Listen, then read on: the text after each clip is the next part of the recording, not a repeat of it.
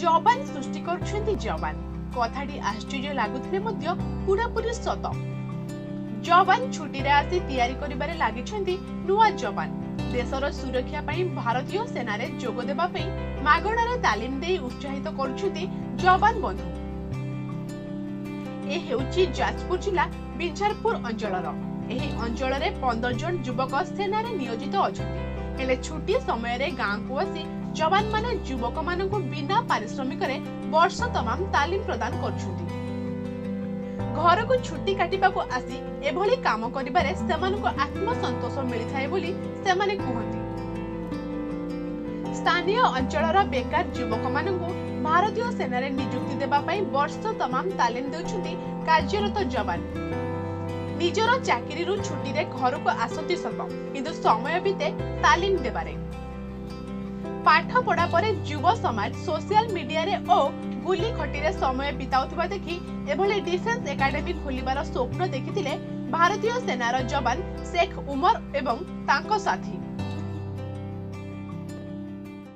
आमर 2 वर्ष है प्रशिक्षण चली आसु अच्छी ए रनिंग रे अच्छी आम एकेडमी रे सीमेंट डिफेंस एकेडमी रे 60 रु 70 पिला प्रशिक्षण नौचंदी। आगु को लक्ष्य रखीचु आम ये कि आम गाँ अंचल जो युवक मैंने अच्छा जहाँ को कौन सी गाइडलाइंस मिल पारुनी कि सेमाने किमिति भारतीय सेना रे बा अन्य डिफेंस सर्विस रे जॉइन करिवे तो सेमाने को कौन सी गाइडलाइंस मिल पारुनी कि रनिंग किमिति करिवे, रनिंग रो प्रोसीजर कौन, रिटन प्रिपरेशन किमिति करा जाए, मेडिकल रे चेक कौन करा जाए, से सब गाइडलाइंस आम द्वारा सेमाने को प्रोवाइड करा जाउची। एठारे प्रतिदिन सकाळ 6टा रु आरंभ होइथे शारीरिक व्यायाम और कसरत।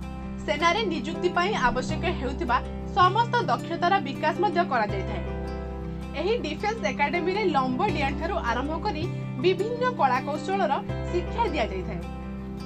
शेख उमर को सहित आखपाख अंचलर जवान साथी माने नियमित आसी तालीम प्रदान करिथांती। केवल शारीरिक शिक्षा नुहे लिखित परीक्षा सहित डाक्टरी परीक्षा पर्यंत तालीम दिया जायथाय। गत 2 वर्ष तले आरंभ होइतिबा एही डिफेंस एकेडमी रु अनेक छात्र छात्री भारतीय सेना रे नियुक्ति पाइछन्ती। एही डिफेंस एकेडमी रो सफलता देखि एबे जिला बाहरर अनेक युवक युवती एठारे तालीम नेउछन्ती। तेबे जवान मानकर एभली काम सतरे प्रशंसनीय होइतिबा बेले सबु महलरु सेमानक पई प्रशंसार सुओ छुटी आसुछि।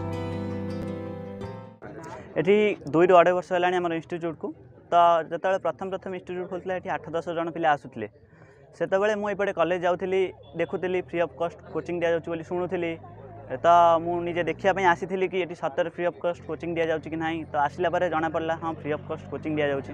ट्रेनिंग एठी हमर फिजिकल रिटन तापर मेडिकल भी सुविधा अछि। मेडिकल हमर प्रतिदिन नहले भी प्रति मास मेडिकल हमर नॉर्मल चेकिंग हुए।